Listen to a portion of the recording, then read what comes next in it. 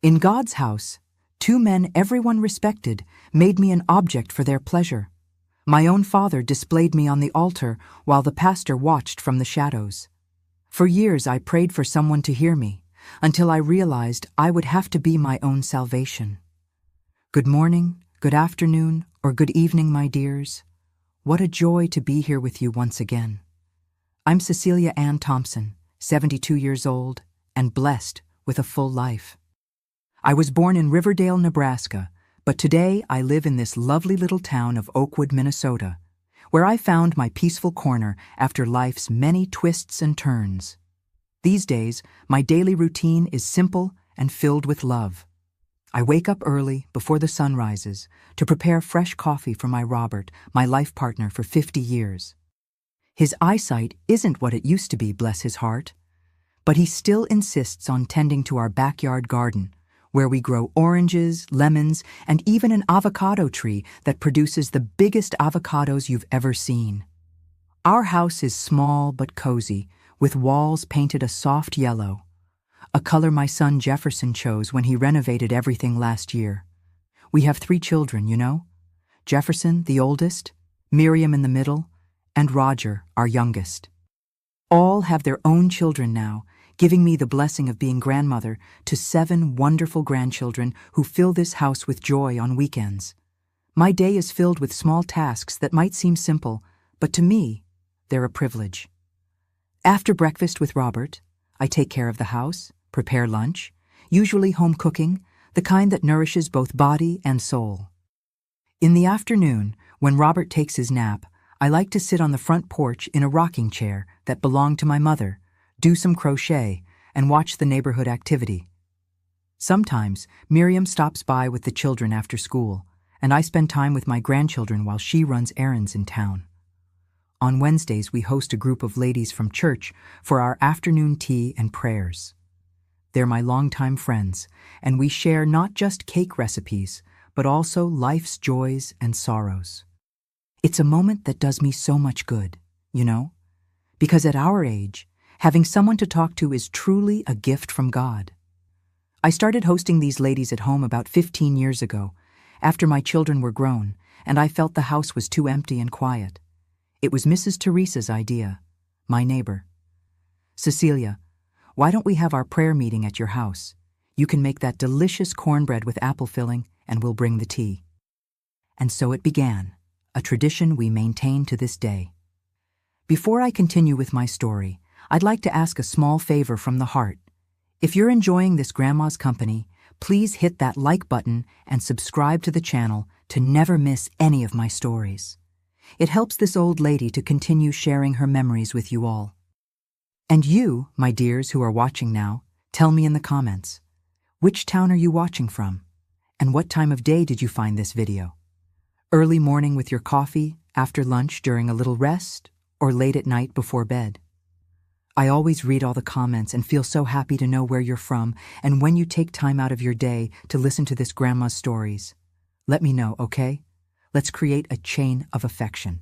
But today, I want to share something I've kept silent for many years.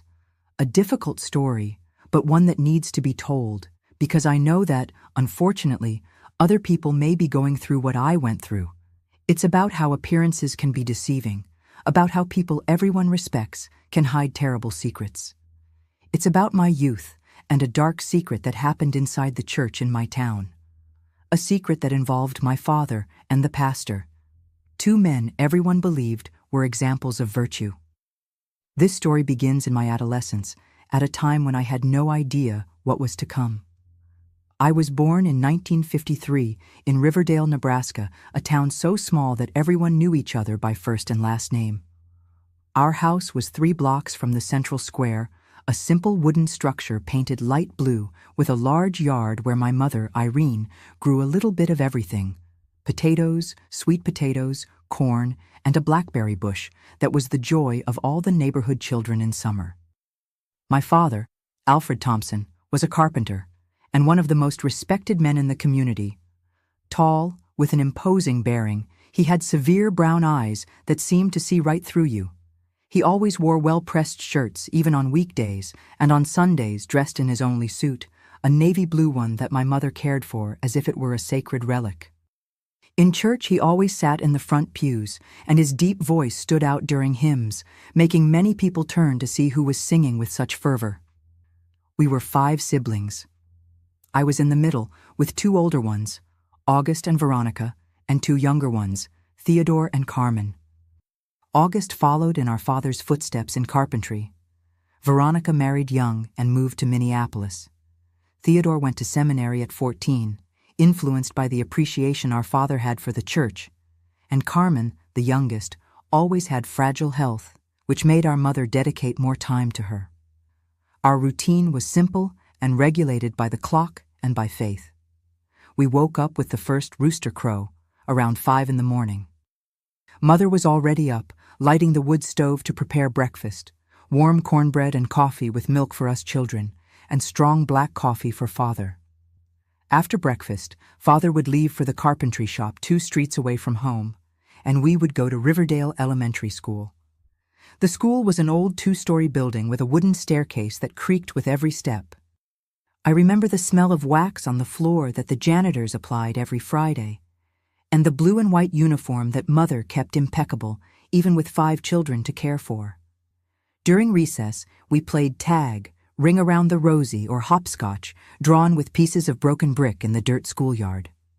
After school, we helped Mother at home. The girls learned to cook, sew, and keep house, while the boys helped in the garden or accompanied Father at the carpentry shop some afternoons. It was there, watching Mother sew our uniforms and mend family clothes, that I learned my first stitches.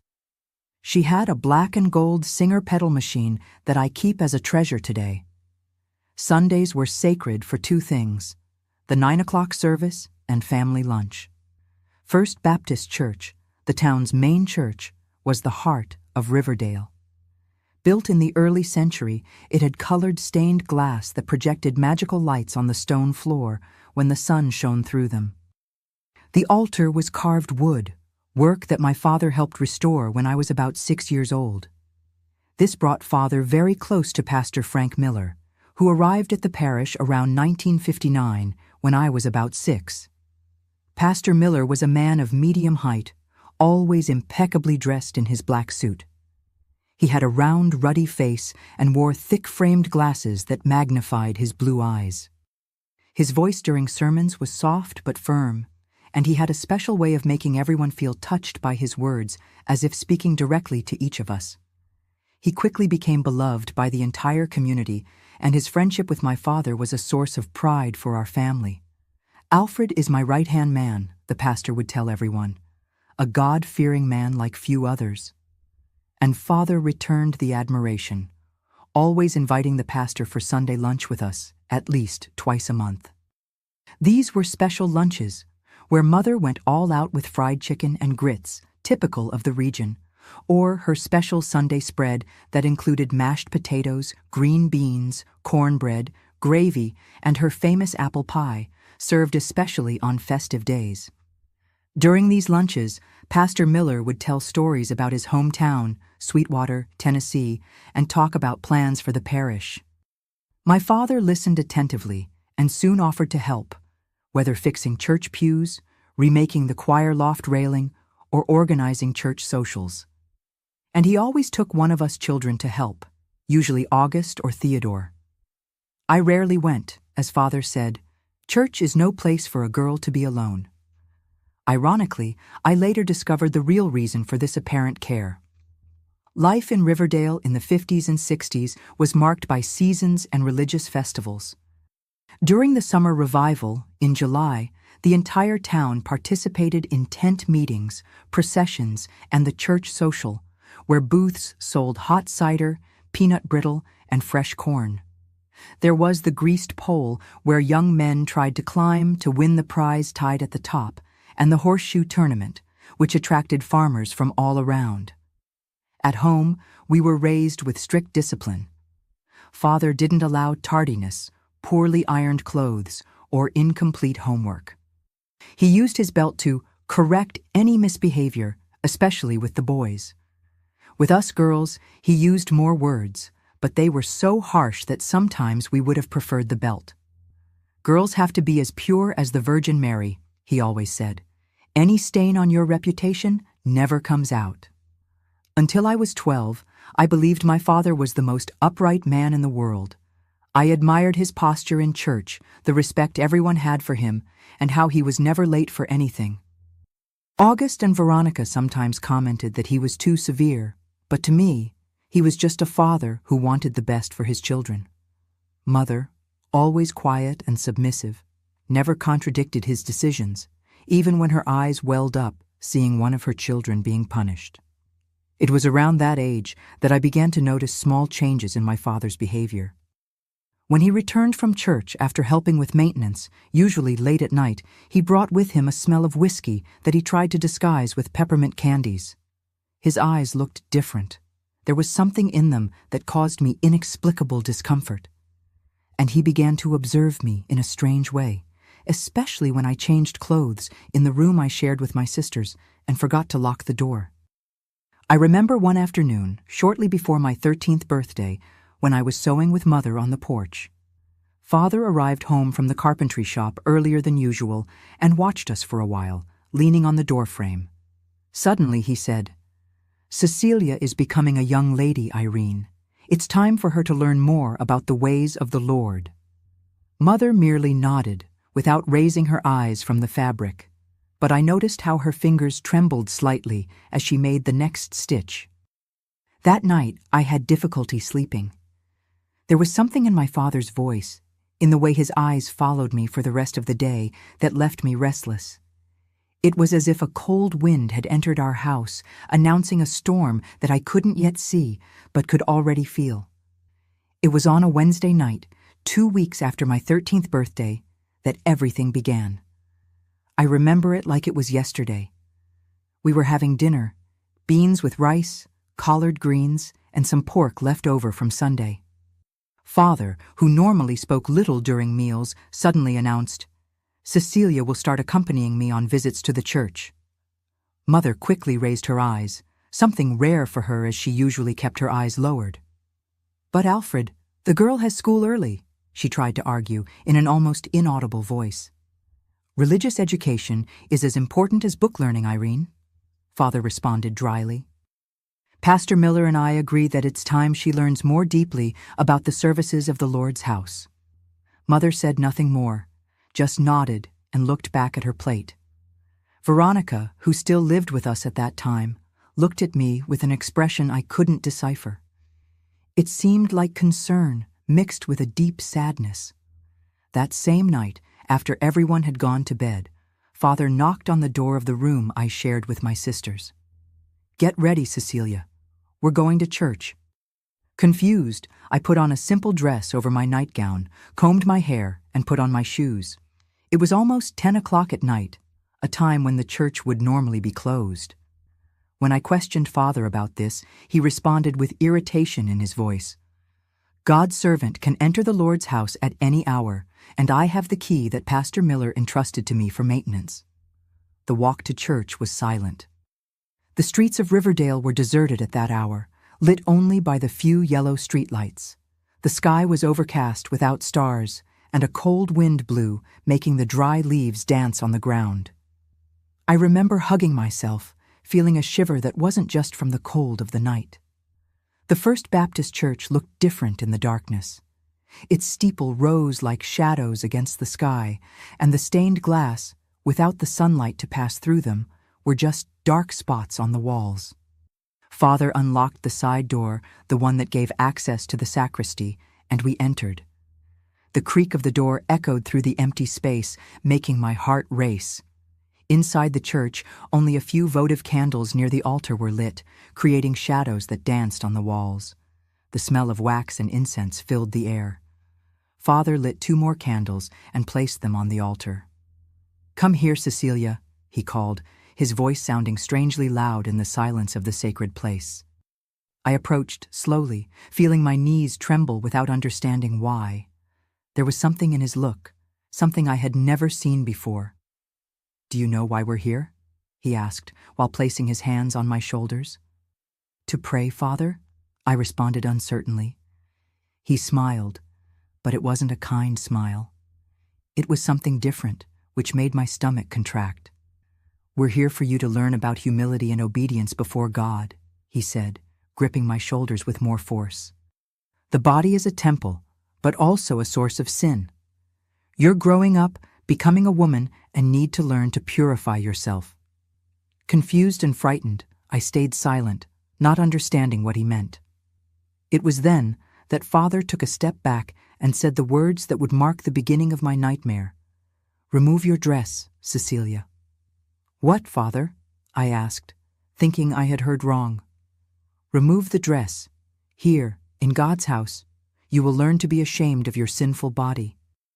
My eyes filled with tears as I stood paralyzed, unable to comprehend what was happening. "But Father, why?" "Don't question." He raised his voice, making it echo off the church walls. "Eve questioned God and brought sin into the world. You will learn to obey without questioning." With trembling hands and silent tears running down my face, I began to unbutton the simple blue cotton dress. Shame burned my face as I stood only in my undergarments in front of the altar. Father's gaze traveled over me from head to toe, making me feel dirty in a way I had never felt before. "Now kneel and pray," he ordered, pointing to the altar. "Pray for God to forgive the vanity and lust that begin to grow in you." I knelt on the cold stone floor, shivering from cold and fear. Tears blurred my vision as I tried to pray, but the words wouldn't come. How could God want this?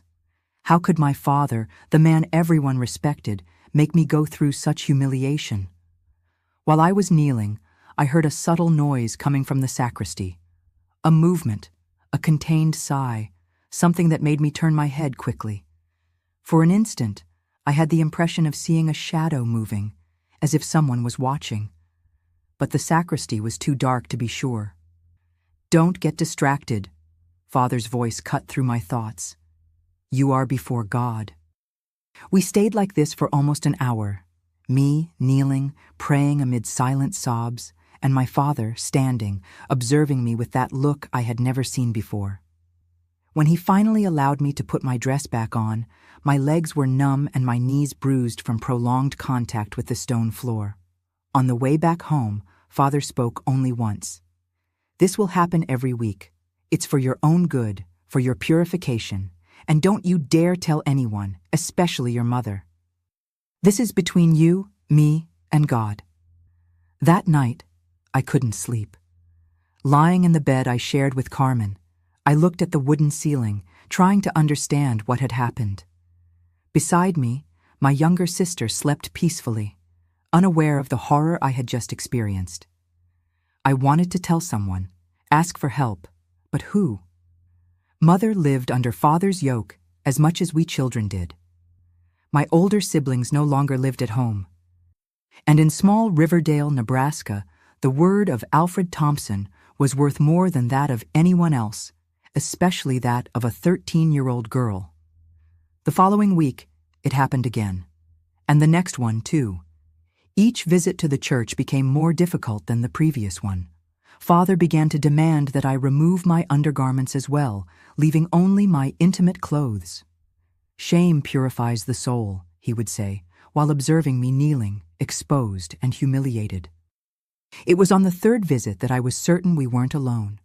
While praying, looking fixedly at the crucifix on the altar to avoid my father's gaze, I again heard that subtle noise coming from the sacristy. This time, when I quickly turned my head, I could clearly see. The sacristy door was ajar, and through the crack a pair of eyes was watching us. They were the blue eyes, magnified by the thick-framed glasses of Pastor Miller. My blood froze in my veins. The pastor, the man who should be God's representative on earth, was there, hidden, watching my humiliation. It wasn't just my father, it was both of them, united in a perverse pact that profaned the very place they should protect. When our gazes met, he quickly retreated into the shadows. But I knew what I had seen, and that certainty hit me like a punch to the stomach. The two figures of maximum authority in my life My father and the pastor were betraying me in the most cruel way possible. "Father," I whispered, still looking at the sacristy door, "there's someone there." My father followed my gaze, and to my surprise, smiled. It wasn't a smile of shame or guilt, but of satisfaction. "It's just Pastor Miller," he answered naturally. "He's praying for your soul." At that moment, I understood the extent of the horror. It wasn't a secret my father kept from the pastor. It was a secret they shared. A silent agreement where my father exercised power over me, and the pastor observed, hidden in the shadows of the sacristy. The nighttime visits to the church continued for weeks, then months. Always the same ritual. Me, forced to be without clothes, kneeling in forced prayer, my father openly observing, and the pastor, hidden but present. With each visit, I felt a part of me dying, the faith I once had shattering like the pieces of a broken stained glass window. At school, my performance began to decline. I couldn't concentrate. I fell asleep during classes after sleepless nights. The teachers noticed the change, but attributed it to the tiredness of age or the difficult phase of adolescence. At home, I became quiet and withdrawn.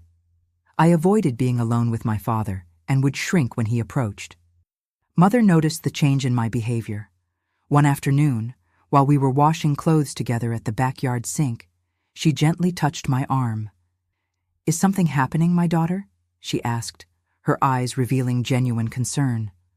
I wanted to tell everything, to throw out the weight of that horrible secret. But at the exact moment I opened my mouth to speak, I saw Father standing at the back door, watching us with those eyes that now caused me so much terror. The message was clear. He was always vigilant, always ready to ensure my silence. "It's nothing, Mother," I answered, lowering my eyes to the soapy clothes. "I just haven't been sleeping well." At night, lying in bed, I began to plan an escape. Maybe I could go to Minneapolis, find my sister Veronica, or perhaps to Chicago, where a cousin of Mother's lived. But how could a 13-year-old girl, then 14, 15 years old, travel alone? Where would I get money for the ticket? And even if I managed to escape, the word of Alfred Thompson would arrive before me, painting me as an ungrateful and lying daughter. It was when I turned 16 that things got even worse. In one of the nighttime visits to the church, Pastor Miller was no longer content to observe from the shadows. He came out of the sacristy and came to the altar, standing next to my father. "Cecilia is becoming a woman," he said to my father, without even looking at me, as if I were an object being evaluated. "The humiliation is working. She is learning the necessary submission." My father nodded, proud, as if they were discussing the progress of a carpentry project and not the systematic destruction of my dignity and faith. It was on that night that, for the first time, the pastor also gave me direct orders, telling me to stand in different positions for better contemplation of sin. The horror now had two faces, two voices, two pairs of eyes watching me. The place that should have been sacred, the church where I was baptized and had my first communion, had been transformed into the chamber of my personal torment. And the two people who should protect me, my father by the nature of blood, the pastor by the duty of his office, were my tormentors. I began to get sick frequently. Unexplainable fevers, stomach pains, nightmares that made me wake up screaming in the middle of the night. My body was manifesting what my voice couldn't express. Mother took me to the doctor in Lincoln, a larger city near Riverdale, but the exams showed nothing physical. "It's nerves," said the doctor, prescribing a mild sedative. The nerves, of course, had a name and surname. They had the face of my father and Pastor Miller. They had the echo of their footsteps in the empty church at night. They had the cold of the stone floor on my bruised knees. One night, after another session of humiliation in the church, I made a desperate decision. I couldn't continue living like this. If I couldn't escape, if I couldn't speak, perhaps I could end everything in another way. The next day, I took some of the sedative pills the doctor had prescribed and hid them under the mattress. Each day, I saved one or two, accumulating enough for what I planned to do. But fate, or perhaps God, the real one, not the one my father and the pastor distorted, had other plans for me. The morning after the day I decided I would take all the pills at once, the announcement that would change everything arrived in Riverdale. The regional church director, Reverend James Evans, would make a visit to the parish for a special confirmation service. The announcement of the director's visit lit a small flame of hope in me. Reverend Evans was known throughout the region as a just and severe man who did not tolerate misconduct in the clergy. His visits to parishes were rare and always caused a commotion. It was as if a general was coming to inspect the troops. Pastor Miller, normally so sure of himself, seemed nervous in the services that followed the announcement. "The director will arrive in 3 weeks," he informed us one Sunday, his voice betraying a slight tremor. "We need to prepare everything to receive him with the dignity he deserves." I observed how my father and the pastor exchanged tense looks after the announcement. Something about the authority that Reverend Evans represented worried them, and that concern lit in me the first spark of a plan. Meanwhile, the nighttime visits to the church continued, now with a renewed cruelty, as if the two men felt that their power over me was somehow threatened. On one of those nights, when autumn was already cooling the air of Riverdale, something inside me broke completely. "Today you will be completely bare," ordered my father, his voice carrying that tone I had learned to fear. "No, Father, please," I begged, hugging my own body as if I could protect myself. "It's too cold, and this is—" I didn't finish the sentence. The slap came quick and strong, hitting my face with such force that I staggered backwards, almost falling. "You dare to disobey?" he roared, grabbing my arm with enough force to leave marks. "Who do you think you are to question?" Pastor Miller, who was observing from the dimness, took a step forward. His normally ruddy face was pale, but his eyes shone with a disturbing intensity. "Alfred," he said, his voice falsely gentle, "remember that we are in God's house. Physical violence is not necessary. The girl will learn." He turned to me, and for the first time addressed me directly with that tone he used in Sunday sermons, but now distorted by something terrible. "Cecilia, disobedience is the worst of sins.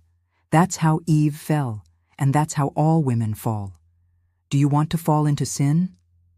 Trembling uncontrollably, both from cold and fear, I shook my head negatively. "Then prove your obedience," he continued, looking at my clothes. "Prove that you want to be saved." With tears running down my face and a knot in my throat that barely let me breathe, I began to remove my clothes piece by piece. First the dress, then the undergarments, finally the intimate pieces, until I was completely exposed under the gaze of the two men. The cold of the church penetrated my skin, but it was the inner cold that consumed me, a frozen emptiness where once there had been innocence and faith.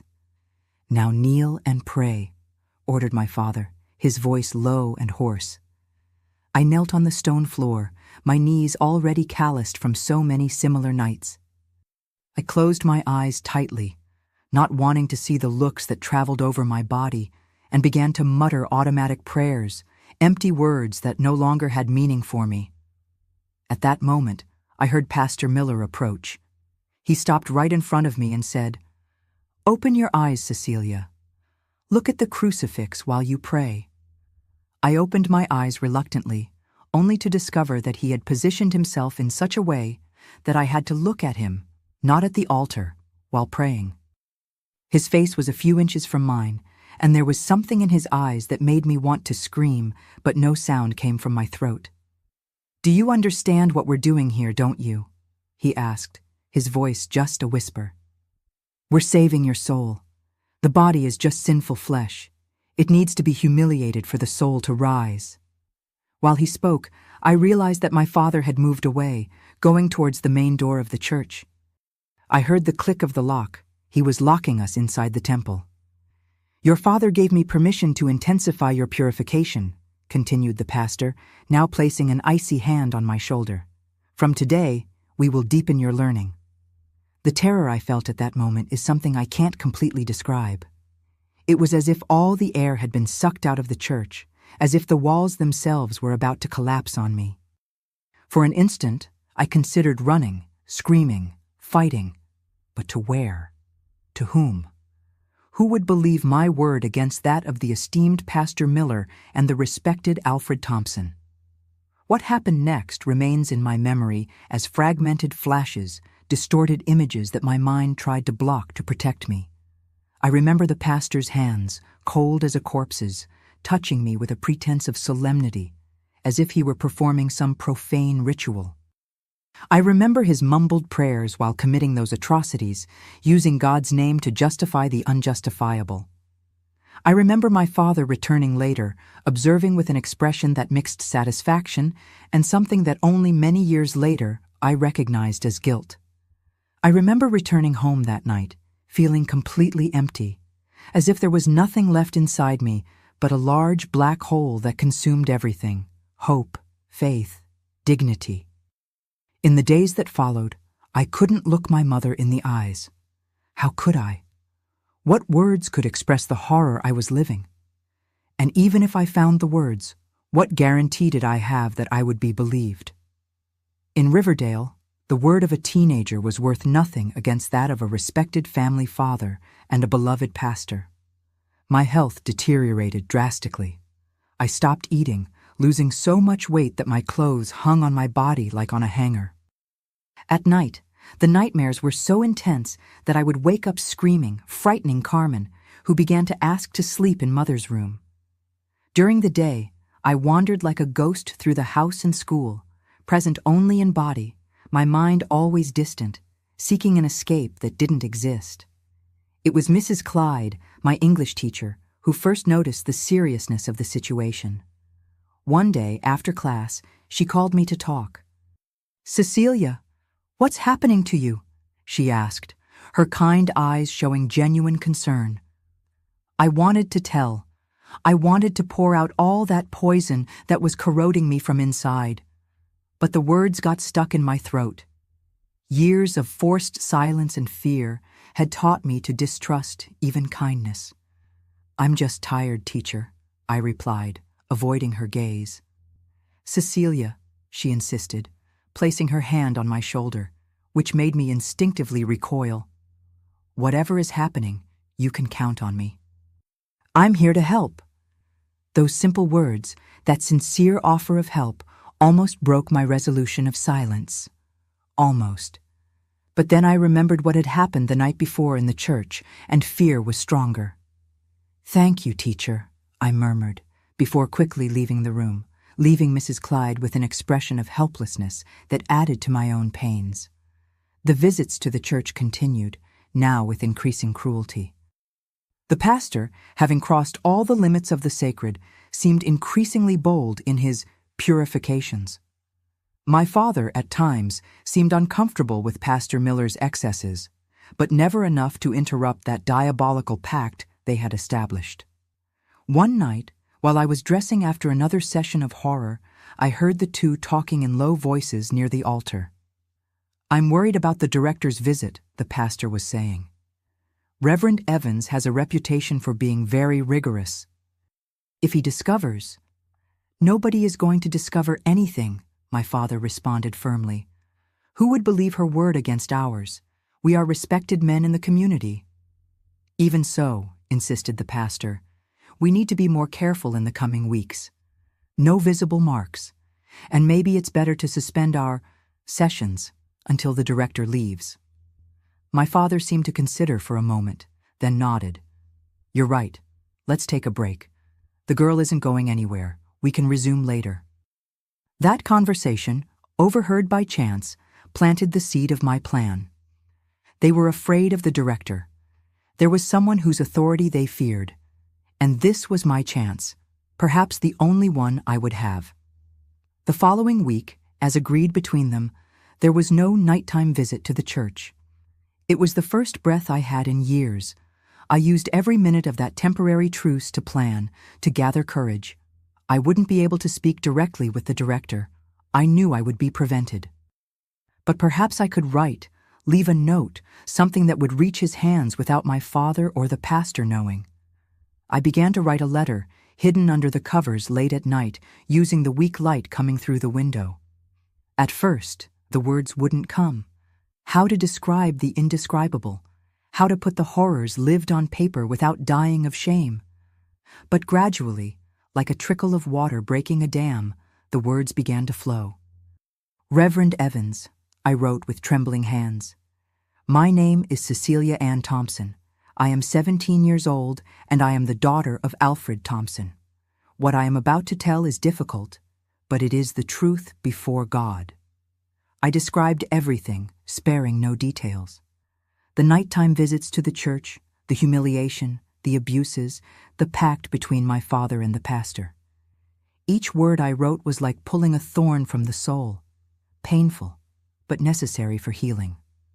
I finished the letter begging for help, for intervention, for justice. I know I may not be believed, I concluded, but I ask that you, as a representative of God, investigate. Observe how Pastor Miller acts around young girls. Ask the other girls of the parish if he has ever invited them for private conversations in the sacristy. The truth will appear. I folded the letter several times and hid it inside the lining of my Sunday dress, the one I would wear for the special service with the director. Now I just needed to wait and pray. No longer to the distorted God of my father and the pastor, but to a God of justice that I hoped still existed somewhere. The wait was agonizing.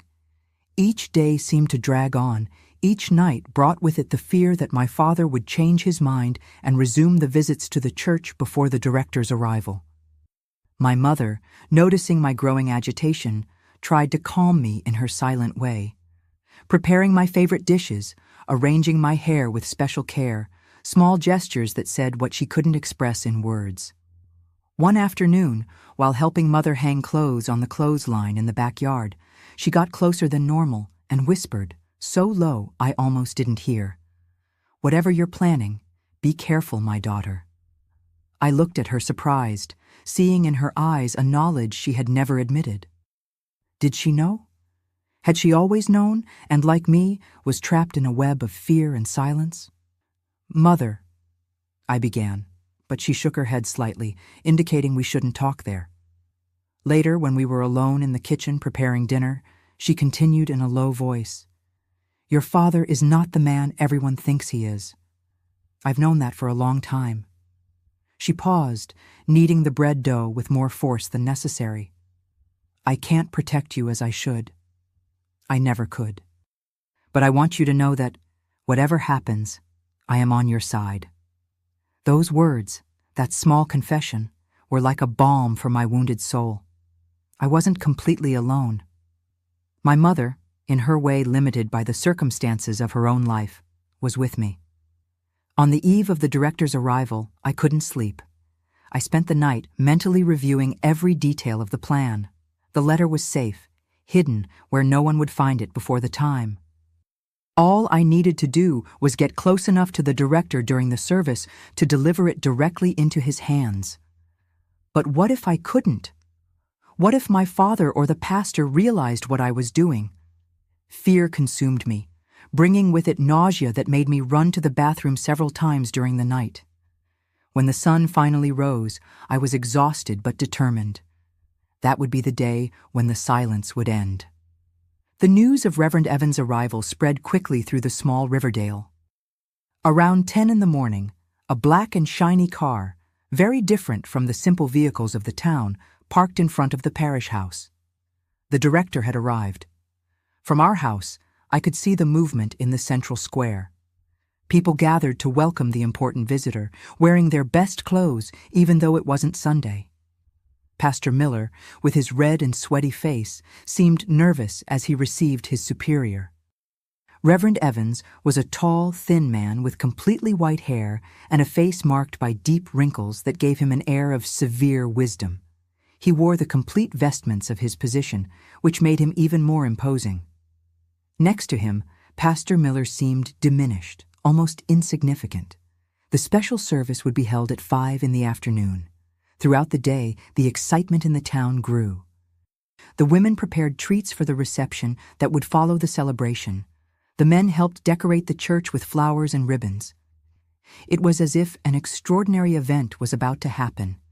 And indeed it was, though not in the way everyone imagined. When it was time to get ready for the service, I felt my stomach twisting in knots. I carefully put on my Sunday dress, making sure the letter remained secure in its hiding place. I combed my hair, tied it with ribbons, trying to look as normal as possible, though my heart was beating so hard it seemed like everyone could hear it. "Are you okay?" asked Carmen, noticing my paleness. "You look sick." "I'm fine," I replied automatically, the same answer I had been giving for years, even when I was broken inside. My father entered the room without knocking, as usual. "Are you ready?" he asked, his tone impatient. "I don't want to be late for the director's service." There was something in his eyes, a restlessness that I immediately recognized. Despite his words to the pastor, he was considering resuming the nighttime visits to the church. The truce was near its end. It was today or never. The First Baptist Church had never been so full. People from all over Riverdale, and even from neighboring towns, came for the special service presided over by Reverend Evans. The air was charged with expectation, the murmur of conversations filling the normally silent space. Our family arrived 20 minutes before the start of the celebration, my father insisting on sitting in the first row, as always. "We are important members of this community," he would repeat whenever someone questioned his insistence on being so far forward. Today, that proximity would serve my purpose. Sitting between my mother and my sister Carmen, I was trembling so much that I had to hold my hands in my lap to disguise it. The letter seemed to burn inside the lining of my dress, a secret about to explode. I looked around, trying to appear casual, looking for the best moment to approach the director. Pastor Miller circulated through the church, visibly nervous, adjusting flower arrangements, checking if everything was perfect to impress his superior. When he passed by our bench, he gave me a quick but significant look, a silent reminder of the power he exercised over me, a veiled threat for me to maintain silence. At his side, walking with the solemnity of his position, was Reverend Evans, greeting the faithful with a nod of his head. Up close, he seemed even more imposing. He had perceptive eyes that seemed to see beyond appearances and a severe expression that inspired more respect than affection. "That's the director," whispered Carmen at my side, impressed with the elaborate vestments. "Yes," replied my father, leaning forward. "And after the service, I will be introduced to him. Pastor Miller will make a point of mentioning all the work I've done for the parish." His tone was one of pride, as if he were about to receive a medal for good services, not as someone who should fear judgment for his acts. That arrogance, that certainty of impunity, was the last straw. At that moment, any hesitation I still might have had disappeared. He needed to be stopped. Both of them needed to be, and I would be the instrument of that justice. The service began punctually at 5 o'clock. The hymns filled the church, voices united in praises that once meant so much to me, but now sounded empty after everything I had experienced inside those walls. I observed Reverend Evans presiding over the celebration, his strong and clear voice echoing under the vaulted ceiling. At his side, Pastor Miller seemed like a boy caught in mischief, always looking sideways at his superior as if fearing being discovered at any moment. During the sermon, Reverend Evans spoke about integrity, about how God's representatives on earth should be immaculate examples of virtue. "Hypocrisy is one of the worst sins," he declared, his voice thundering through the church. "Those who use the mantle of faith to hide impure actions will be judged more severely, for they betray not only men, but God himself." I saw Pastor Miller gulp, his normally ruddy face now pale as wax. At my side, my father shifted uncomfortably on the bench. Were they feeling the weight of their consciences? Or did they just fear that their secrets might come to light? The time for communion arrived. the moment I had been waiting for. As the faithful formed a line to receive the host, my trembling hand found the hidden letter. With a discreet movement, I removed it from its hiding place and held it firmly. Our row stood up to join the line. My father went in front, followed by Mother, then me and Carmen last. The path to the altar never seemed so long. Each step was a conscious effort not to crumble under the weight of that decision. In front of me, Mother looked back briefly, and our gazes met. Something in her eyes told me she knew, that somehow she could feel what was about to happen. When my father knelt before the director to receive communion, I could see how he lowered his head in a demonstration of false piety that turned my stomach. Then it was Mother's turn, who received the host with a silent reverence. Then came my turn. I knelt before Reverend Evans, looking directly into his eyes. Something in my gaze must have communicated the urgency, the desperation, for he held his gaze fixed on mine for a moment longer than normal. "The body of Christ," he said, extending the host. "Amen," I replied, receiving the host with my left hand, while with my right, in a quick but precise movement, I slid the folded letter into the sleeve of his vestment. I saw his eyes widen slightly in surprise, but he made no movement to prevent or reveal my gesture. I quickly stood up and returned to the bench, my heart beating so hard that I feared everyone could hear it. Back in my place, I couldn't pray. I just fixed my gaze on the altar, observing Reverend Evans continue to distribute communion. At one point, I saw his free hand discreetly touch the sleeve where I had placed the letter, as if to confirm that something really was there. At my side, my father seemed at peace, absorbed in his prayers, completely unaware of what I had just done. The rest of the service passed like a blur. My hands were icy, my mouth dry, my mind alternating between the terror of what could happen if my plan went wrong and the desperate hope that finally someone would hear me. After the final blessing, Reverend Evans announced that he would receive greetings from the faithful at the parish house, where a small reception would also be served. My father, eager to impress the director, insisted that the whole family go. "It's an honor to be received by the director," he declared, adjusting his tie as we left the church. At the parish house, the tension within me grew with each minute. The place was full, people crowding to speak with Reverend Evans, who received everyone with a contained but polite smile. I observed him from afar, noticing how, at a certain moment, he discreetly moved away to a side room. Minutes later, he returned with a different expression, more serious, more concentrated. His eyes scanned the room until they found mine. For the briefest moment, our gazes crossed, and I felt that he had read my letter. A chill ran down my spine. I didn't know if from fear or relief. "Pastor Miller," Reverend Evans' voice cut through the buzz of the room like a knife. "I need to speak with you in private. Now." The tone admitted no refusal. Pastor Miller, who was animatedly conversing with some influential members of the community, stopped in the middle of a sentence. His face, already naturally ruddy, acquired an almost purple tone. "Of course, Reverend," he replied, trying to maintain his composure, but his voice betrayed his nervousness. The two retired to the office of the parish house, leaving behind a momentary silence, followed by a murmur of curiosity. What could be so urgent? Why did the director seem so serious? My father, who was observing the scene from nearby, frowned. Something in his instinct must have sounded an alarm, for he began to look around, as if searching for something, or someone, out of place.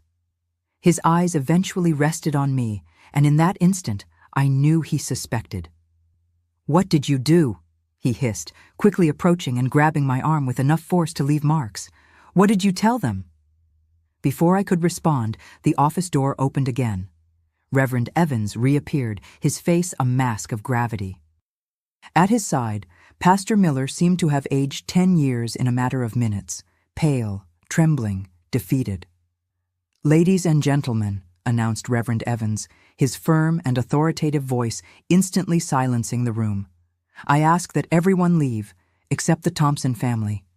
I have an urgent matter to discuss with Mr. Alfred and his family." A murmur of surprise went through the room. No one knew what was happening, but everyone felt that something extraordinary was about to occur. Reluctantly, the guests began to leave, casting curious glances in our direction. When the last guest left and the door closed, only us remained. My family, the director, and a visibly disturbed Pastor Miller. The silence that followed was dense, almost suffocating. "Mr. Thompson," began Reverend Evans, his voice now icy, "I received today very serious information about your conduct and Pastor Miller's that, if true, constitutes not only a mortal sin, but also a crime before the laws of men." My father turned pale, but quickly regained his composure. "I don't know what your reverence is talking about," he replied, with forced confidence. Reverend Evans took my letter from the pocket of his vestment and held it up. "This letter, written by your daughter Cecilia, contains accusations of a nature so grave that they left me deeply disturbed. Pastor Miller has already partially confessed his participation in the acts described here." All eyes turned to me. My father's was of pure hatred, my mother's of a pain mixed with a strange relief, Carmen's of confusion and fear. Pastor Miller's was the most difficult to decipher, a mixture of shame, anger, and something that seemed almost relief. "She's lying!" exploded my father, taking a step in my direction, his fists clenched. "She's a rebellious girl who has always caused problems. She invented this story to harm us." Reverend Evans interposed himself between us, his tall and imposing figure like a barrier. "Don't approach her," he ordered, with an authority that made my father retreat. "Pastor Miller has already admitted that you took the girl to the church during the night. He said it was for special prayers. But his hesitation and his behavior tell me something else." My father looked at the pastor with disbelief, as if he had been betrayed. "You told him? You broke our agreement?" Those words were his condemnation. The involuntary confession hung in the air, heavy and irrefutable. "So it's true," said Reverend Evans, his voice now trembling with indignation.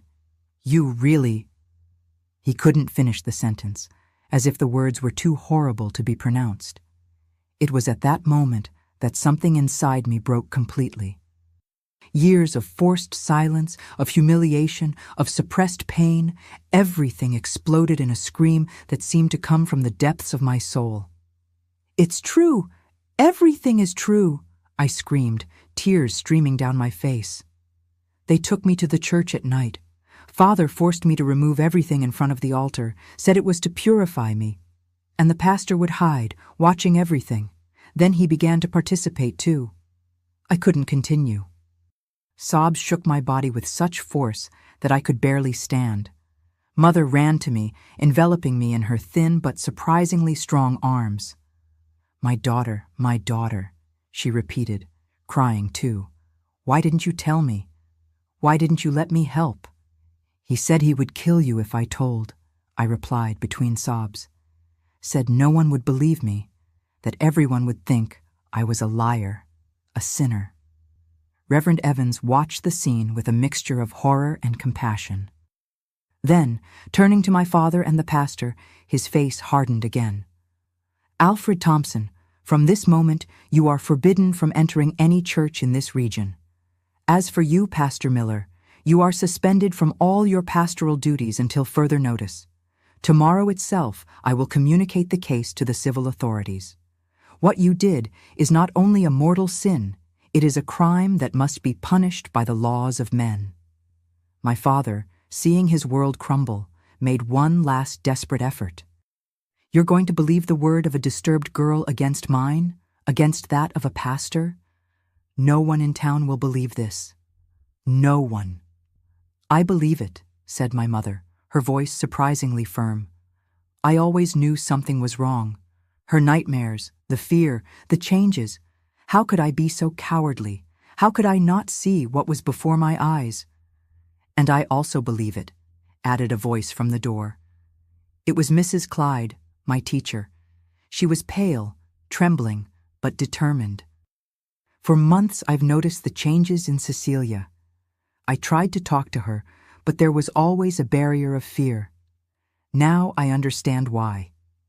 I don't know how she knew what was happening, how she arrived at that crucial moment. Perhaps she heard rumors about the private meeting. Perhaps she was guided by some intuition.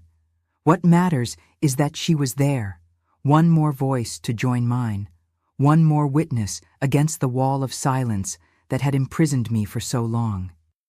My father, finding himself cornered, resorted to the last weapon he had always used so well, violence. With a roar of fury, he advanced toward me, fists raised, face contorted in a mask of pure hatred. "You'll regret this, you ungrateful. I'll teach you to keep your mouth shut." Everything happened very quickly. Reverend Evans tried to intercept him, but wasn't fast enough. My mother placed herself in front of me, trying to protect me.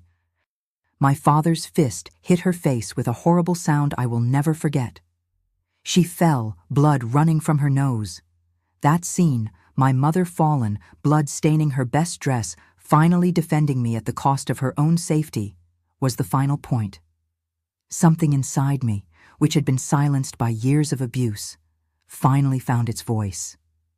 "Enough!" I shouted with a strength I didn't know I possessed. "It's over, Father. Your power over me, over Mother, over all of us is over. You are not the good man everyone thinks. You are a monster, and now everyone will know." My scream seemed to paralyze him. He looked around, as if suddenly realizing the consequences of what he had done, of what had been revealed. His empire of respect and admiration, built on lies, was crumbling before his eyes. With a last look of hatred in my direction, he ran to the door and disappeared into the night. That night marked the end of my nightmare and the beginning of a new battle, the battle for truth, for justice, and for my own recovery. But for the first time in years, as I helped my mother to stand up, as I received the support of Mrs. Clyde and the protection of Reverend Evans, I felt something I had forgotten: hope. The small seed of courage that I planted when writing that letter had finally germinated, breaking the hard soil of fear and silence. And although the path ahead was uncertain and certainly difficult, I was no longer alone. The truth, as painful as it was, had finally come to light. The days following the confrontation at the parish house were a whirlwind. My father had disappeared on the night of the revelation, fleeing like the coward he was beneath that facade of a respectable man. Pastor Miller was immediately removed from his duties and taken by Reverend Evans to the regional headquarters in Omaha, where he would remain until the ecclesiastical and civil authorities decided his fate. For me and my mother, a difficult but liberating journey began. At dawn the next day, we were still at the parish house, where we had spent the night under Reverend Evans' protection. My mother had a swollen face from the blow she had received, but there was a determination in her eyes that I had never seen before. "We can't go back to that house," she said, holding my hands between hers, "not after everything that happened there." "But where will we go, Mother?" I asked, feeling the weight of uncertainty upon us. It was Mrs. Clyde who offered us the first shelter. "Come to my house," she said firmly. "I have an extra room, and you can stay as long as necessary." That teacher, whom I had always admired for her intelligence and kindness, became the first person to extend a hand when we needed it most. Her small apartment above the central pharmacy of Riverdale became our temporary refuge. But the situation was complex. As we moved to Mrs. Clyde's house, news of the scandal spread through small Riverdale like wildfire through dry straw. In a matter of hours, the whole town knew that Alfred Thompson and Pastor Miller had been accused of terrible acts against me. The reactions were mixed. Some people, especially the women of the town, came to offer us discreet support. Others, incredulous, looked at us with distrust in the streets. "How can a girl make such accusations against such respectable men?" I heard someone murmur in the market. The worst came when Carmen returned from school crying because the other children were calling her the liar's sister. Theodore, my brother who was at the seminary, sent a cold letter saying he couldn't believe I had defamed a man of God, and that he was praying for my soul. Only August, my older brother, and Veronica, my sister who lived in Minneapolis, offered unrestricted support when they learned what had happened. Veronica, in fact, came to visit us as soon as she knew, bringing with her not just emotional comfort, but also a proposal. "You can't continue here," she said, sitting in the small living room of Mrs. Clyde. "People will always look at you as those from the church scandal. Come to Minneapolis with me. It's a big city. Nobody knows you there. You can start over." The idea of starting over in a place where no one knew us was tempting, but also frightening. How to leave behind everything we knew? How to rebuild our lives from zero? The decision was made by circumstances that were beyond our control. 3 weeks after the confrontation, a court officer knocked on Mrs. Clyde's door with a paper in his hands. It was a summons. My mother and I should appear at the courthouse in Lincoln to testify in the case against my father and Pastor Miller. Lincoln was almost 3 hours from Riverdale, and the courthouse was an imposing building that intimidated me as soon as I saw it. Inside it, in a cold and austere room, I gave my testimony before a judge with a severe expression but compassionate eyes. For hours, I had to relive every detail of that nightmare while a clerk typed on a typewriter, recording my suffering in black letters on white paper. My mother also testified, telling how she always suspected something was wrong, but how fear and years of submission prevented her from acting. Her testimony, although painful for her, was crucial to corroborate my story. At the end of the hearing, the judge informed us that an arrest warrant had been issued for my father, but that he had not yet been located. As for Pastor Miller, he was in the custody of the church, awaiting judgment by the ecclesiastical tribunal, but would also answer criminally when the process advanced. "And what about us?" my mother asked the prosecutor, a young man with a compassionate look. "Can we return to our house?" "Technically, yes," he replied. "But I recommend caution. Not everyone in town believes your version. It could be uncomfortable." Uncomfortable was an understatement. When we returned to Riverdale that night, we found our house with broken windows and horrible words painted on the facade. Someone had tried to set fire to the porch, but the neighbors had managed to put out the fire before it spread. It was the last straw. That same night, sitting around Mrs. Clyde's table, we made the decision. We would go to Minneapolis with Veronica. "I have a small but cozy apartment," said my sister. "There's enough space for the 3 of us, and I know a textile factory that's hiring. Mother could work there. And you, Cecilia, could finish your studies at a different school where no one knows your story." The prospect of a new beginning, away from the shadows of the past, finally lit a small flame of hope in my heart. It was frightening, yes, but also liberating. The next morning, we began to pack the little we had managed to save from our house. As we folded clothes and separated the few objects of sentimental value, Carmen, who had been strangely quiet, finally spoke. "I still don't understand why Father did that to you, Cecilia." The room fell silent. How to explain to a 12-year-old girl the evil that exists in the world? How to make her understand something that even I didn't completely comprehend?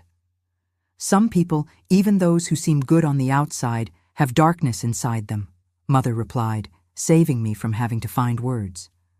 "Your father, he wasn't the man he pretended to be all these years." "But what now? Will he never come back?" asked Carmen, her voice small and fragile. "I don't know, my daughter," Mother replied honestly. "But for now, we have to think about building a new life for ourselves." 3 days later, we left for Minneapolis on an interstate bus. We carried only 2 suitcases each, containing all that remained of our previous lives. Looking through the window as the bus left Riverdale, I felt a mixture of sadness and relief. I was leaving behind the scene of my worst nightmare, but also the only home I had ever known. The journey was long and silent. Each of us was lost in our own thoughts, trying to process everything that had happened and imagine what the future held for us. For me, at 17 years old, it was as if I were being born again, frightening, but also full of possibilities. Minneapolis received us with the anonymity we so needed. It was a growing city, full of people from all corners of the country seeking new opportunities. Veronica's apartment was on the third floor of a modest but well-maintained building near downtown.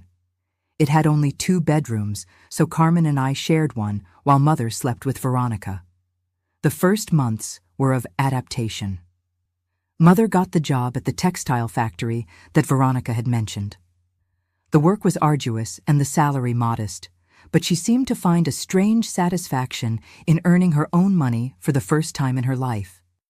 Carmen was enrolled in a nearby school and, after some initial resistance, began to make friends. I, following Veronica's advice, enrolled to finish high school at a state school. But the transition wasn't easy. At night, nightmares still haunted me. During the day, any man who vaguely resembled my father or Pastor Miller made me freeze in fear. At school, I had difficulty concentrating, and my new English teacher, a middle-aged lady named Mrs. Eunice, frequently caught me looking out the window, lost in dark thoughts. It was Mrs. Eunice who, noticing my silent struggle, referred me to the school psychologist, Dr. Lydia. Initially, I resisted the idea of telling my story to yet another person, but Mrs. Eunice insisted. "Some wounds need air to heal," she said gently. Reluctantly, I began to have weekly sessions with Dr. Lydia, a woman in her 40s, with kind eyes and a calm voice. At first, I could barely talk about what had happened. The words got stuck in my throat, and I spent most of the session in silence, looking at my hands. But Dr. Lydia was patient. "There's no rush," she would say. "I'll be here when you're ready." It was during the 6th session that something broke inside me. A simple question. "How do you feel today, Cecilia?" And suddenly, the words began to pour out, along with tears I didn't even know I still had to shed. I told everything, every sordid detail, every night of terror, every feeling of powerlessness and shame. When I finished, exhausted and with my throat sore from so much crying, Dr. Lydia simply said, "You are the bravest person I've ever met, Cecilia." Those words, so simple but so profound, planted the first real seed of healing in my heart. If this woman, who heard difficult stories every day, thought I was brave, perhaps there was something of value in me after all. The sessions with Dr. Lydia continued, becoming a safe harbor in my new life. Slowly, I began to process the trauma, to understand that what happened wasn't my fault, that I had nothing to be ashamed of. Meanwhile, life in Minneapolis followed its course. Veronica introduced us to some of her friends, and we began to build a small support network. Mother, for the first time in her life, was making her own choices, discovering who she was outside the dominating shadow of my father. It was at one of these small social gatherings, a barbecue in the backyard of a colleague of Veronica's, that I met Robert. He was a few years older than me, an engineering student at the local university, with a shy smile and eyes that seemed to see through the masks we all wear. Our first meeting was brief, just a casual conversation while we served our plates.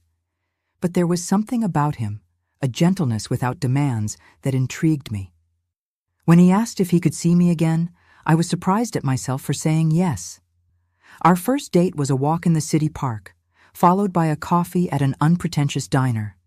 We talked about books, movies, dreams for the future, light, safe subjects. But there were moments when our gazes met, and I felt that he perceived there was more to my story than I was sharing. It was on the third date that I finally told him. We were sitting on a park bench watching the sunset, when suddenly I felt the need to be honest. If this nascent relationship was going anywhere, he needed to know who I was, what I had lived through. "There's something I need to tell you," I began, my voice trembling. "Something about my past." Robert listened in silence as I narrated, in a summarized but honest form, what had happened in Riverdale. I didn't go into graphic details, but I didn't omit the essence of the truth. When I finished, I was trembling, my eyes fixed on the ground, afraid to see repulsion or pity in his face. Instead, I felt his hand cover mine, a light touch, respectful of my limits, but present. "Thank you for trusting me with this," he said simply. "You are a survivor, Cecilia, and I admire you even more for it."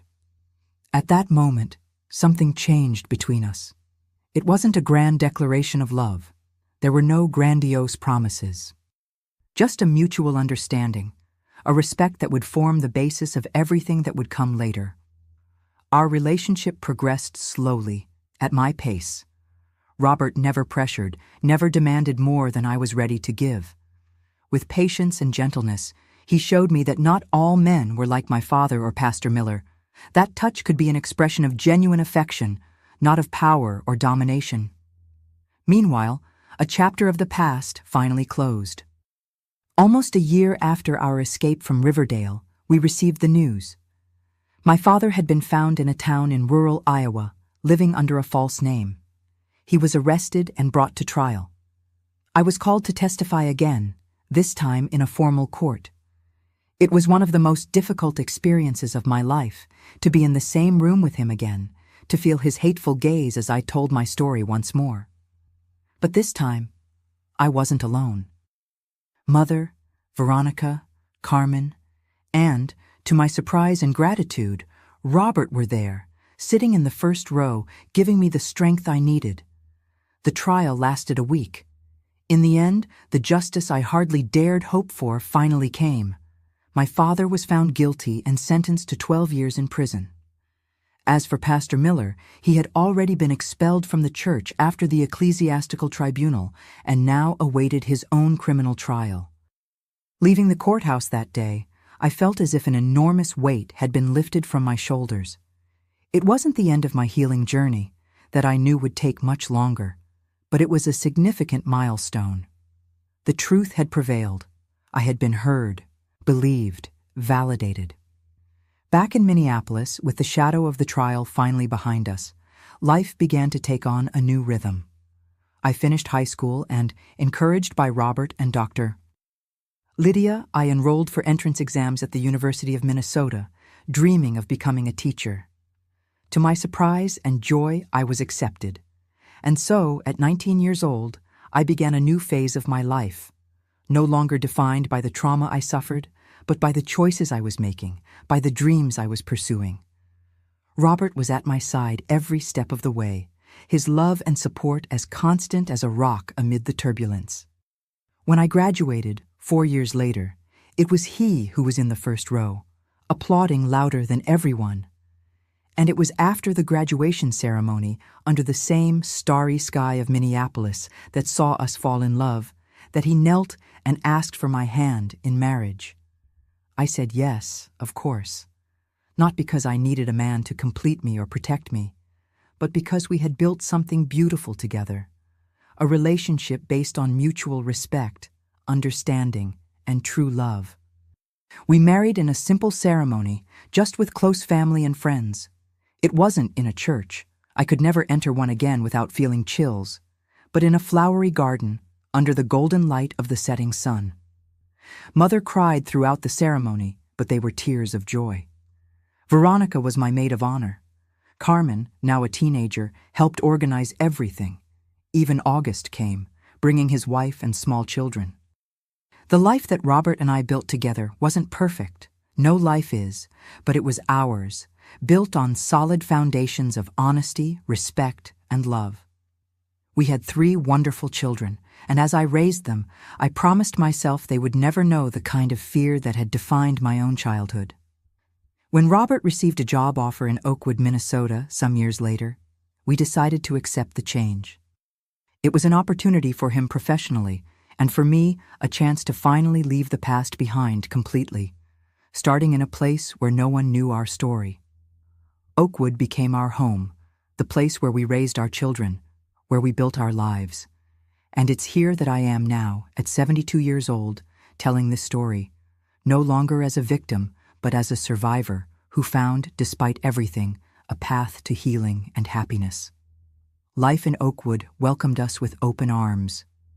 When we arrived here in the 80s, the town was in full growth. Robert soon established himself in the engineering company, and I secured a position as a teacher at the local school. Our children, Jefferson, Miriam, and Roger, grew up with the freedom I never had, running through the quiet streets of our neighborhood, playing in the backyard of our house, which we bought with so much sacrifice and so much pride. The years passed too quickly. It seems like just yesterday I was changing diapers and telling bedtime stories, and suddenly our children were already graduated, married, building their own lives. Jefferson followed in his father's footsteps and became an engineer. Miriam inherited my love for books and became a university professor. Roger, our youngest, always had an adventurous spirit and today works with ecological tourism. Now, at 72 years old, I live a peaceful and blessed life here in Oakwood. Our house, the same one we bought when the boys were small, got a new color last year, a soft yellow that Jefferson chose during the renovation he insisted on doing for us. The yard continues to be my little paradise, with the fruit trees that Robert planted when we arrived, orange trees, lemon trees, and that generous avocado tree that feeds the whole neighborhood during harvest season. Robert, my life companion for 50 years, doesn't see as well as before. His glasses get thicker, and he complains that the letters in the newspapers get smaller every day. But he still insists on taking care of the yard, pruning the trees and watering the plants with the same care as always. Early in the morning, we are always the first to wake up on the street. While I prepare coffee, strong for him, mild for me, Robert is already on the porch, observing the day dawn and planning his small tasks. Our day-to-day is simple, but full of small joys. After breakfast, Robert goes to the yard, and I take care of the house. It's not as easy as it was before. The joints already complain, the back hurts a little more, but there is a deep satisfaction in keeping our home clean and cozy. Sometimes, when the pain in my hands gets too much, Robert comes and hugs me from behind, saying softly, "Leave that for later, Cecilia. Come rest a bit." And in those hours, I feel that everything was worth it, every tear, every fear overcome, every battle won, to arrive at this moment of simple and true love. Lunch is always a special moment, even when it's just the two of us. I make a point of preparing home-cooked food every day. Robert says my cornbread is the best in the world, and even knowing it's an exaggeration from him, I'm happy with the compliment. Sometimes, Miriam stops by with the kids after school. Our grandchildren, 7 in all, a multiplied blessing, fill the house with noise and life. The oldest is already in college, and the youngest, Roger's daughter, is only 6 years old, a little angel with golden curls who takes after her grandfather. The afternoons are calmer. While Robert takes his nap, I like to sit on the front porch in the rocking chair that was my mother's. I do crochet, despite my fingers not being as agile anymore, and observe the movement of the street. I know each neighbor by name, know their stories, their joys and sorrows. Here, in this little piece of Oakwood, I built not just a house, but a true home. On Wednesdays, we host a group of ladies from church for our afternoon tea and prayers. They are my longtime friends, Mrs. Teresa, who was the first to welcome us when we arrived in town, Mrs. Olga, widowed for 10 years but always with a smile on her face, Mrs. Margaret, who even at 85 still makes the best cornbread in the region, and other ladies who, like me, carry their stories in the wrinkles of their faces and the wisdom in their eyes. We started this group about 15 years ago, when my children were already grown and the house felt very empty and silent. It was Mrs. Teresa's idea. "Cecilia, why don't we have our prayer meeting at your house? You can make that delicious cornbread with apple filling, and we'll bring the tea." And so it began, a tradition we maintain to this day. During these gatherings, we share not just cake recipes, but also life's joys and sorrows. We talk about our children, our grandchildren, the aches that age brings, but also the blessings that each day provides. It's a moment of connection, of feeling that we're not alone on this journey. My faith, which was so deeply shaken in my youth, found a new path over the years. I can't enter churches, the memories are still too painful, But I found God in the small things, in my grandchildren's smiles, in my husband's love, in the kindness of friends, in the beauty of a sunset. It's a simpler faith, perhaps, but also more authentic and personal. Robert has always respected this aspect of my life. He goes to church on Sundays, but has never pressured me to accompany him. Instead, we created our own sacred rituals: a prayer of gratitude before meals, a moment of contemplative silence at the end of the day, a conversation about the blessings received while we watch the stars from our porch. Sundays are special days for us. It's when the family gathers for lunch. Not everyone can come, of course. Each has their own life now. But we make a point of keeping this tradition alive. The table is set with an embroidered tablecloth I received from my mother, the dishes I bought one by one over the years, and the food I prepare with love since early morning. Seeing my children and grandchildren gathered, talking, laughing, sometimes even arguing, because that's what family is like, fills me with a joy I can't explain. I look at them and think about everything I went through, how I got here, and I feel a profound gratitude for having found the strength to break that cycle of abuse and build something completely different for my own family.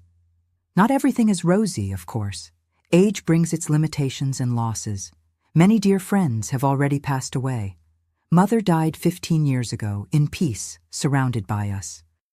Veronica, my sister, who was so fundamental in my life, passed away 5 years ago, leaving a void that will never be filled. Carmen lives in Chicago.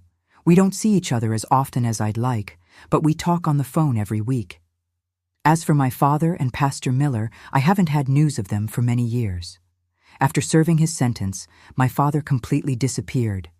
Sometimes I wonder if he's still alive, if he ever felt remorse for what he did.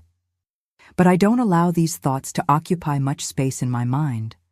I learned that forgiving doesn't mean forgetting or minimizing the evil that was done, but rather freeing myself from the power that evil had over me. Today, when I look in the mirror, I see a 72-year-old woman with white hair and a face marked by time. But I also see the eyes of a survivor, of someone who knew the worst of humanity and still managed to believe in the best. I see someone who transformed pain into strength, fear into courage, trauma into wisdom. This is me, Cecilia Ann Thompson. I'm not just the girl who suffered abuse in the Church of Riverdale. I'm a wife, mother, grandmother, friend, retired teacher. I'm the lady who makes the best cornbread with apple filling in Oakwood, according to my Wednesday tea friends. I'm the grandma who tells stories to her grandchildren, the neighbor who always has an attentive ear and gentle advice. I am much more than my trauma. And perhaps that is the greatest victory of all. My dear ones who have accompanied me this far, sharing this story wasn't easy. For many years, I carried this secret as a burden too heavy to share.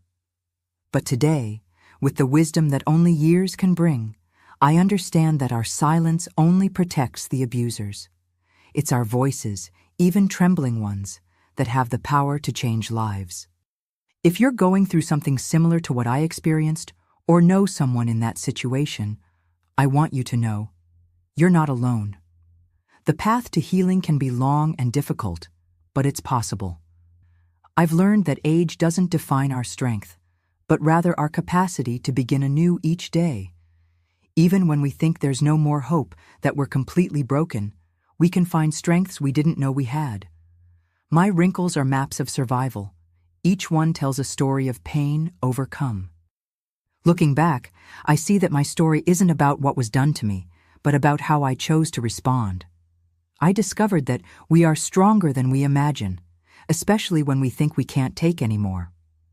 Time doesn't heal all wounds, but it teaches us to live with them and still smile. If there's something I've learned in my 72 years of life, it's that our story doesn't end with the painful chapters. No matter how dark the night, dawn always comes. No matter how deep the well in which we find ourselves, there is always a way out. Sometimes we just need an extended hand to help us find it. In every state, in every town, there are people suffering in silence, as I suffered. People who believe they have no voice, that no one will believe them, that they are alone in their pain. But there are also everywhere people willing to listen, to believe, to help. Seek help. Talk to someone you trust. Look for protection organizations in your area. Don't carry this burden alone, as I carried it for so long. I've learned that surviving is a form of resistance, and living well is the best revenge. Each genuine smile, each moment of true joy, each hug given and received with love is a victory against those who tried to destroy us. Don't let your abuser win by stealing your future too. And if you're on the other side, if you're someone who notices signs of abuse in a child, a teenager, an adult, don't turn a blind eye. Don't do as so many did with me, ignoring the signs because it was more comfortable, because they didn't want to get involved. Your attention, your concern, your support can be the difference between a life of continued suffering and a chance for healing. Dignity and respect are universal values, no matter where you are. Each of us has a role to play in protecting the most vulnerable. Together, as a national community, we can make a difference. We can break the cycle of silence and impunity that allows abusers to continue making victims. My experience has taught me that our story doesn't end with the painful chapters. Today, surrounded by the love of my family, by the true friendships I've built, by the peace I finally found, I can say it was worth fighting for. It was worth believing there was something better waiting for me beyond those walls of the Riverdale church. Before I say goodbye, I want to make a special request. If this story touched your heart, if somehow it helped you or made you reflect, please show your support. Hit that like button and subscribe to the channel. Each subscription, each comment, each share helps this message reach more people. People who may be going through the same thing I went through and desperately need to hear they are not alone. And if you watched this far, leave the word freedom in the comments, so I know you heard my complete story, and so other people who are suffering can see how many hearts are ready to support them on their healing journey. Do it now. Don't wait even one more minute. Always remember, no matter how dark the night, dawn always comes. Thank you for listening to me. God bless each one of you.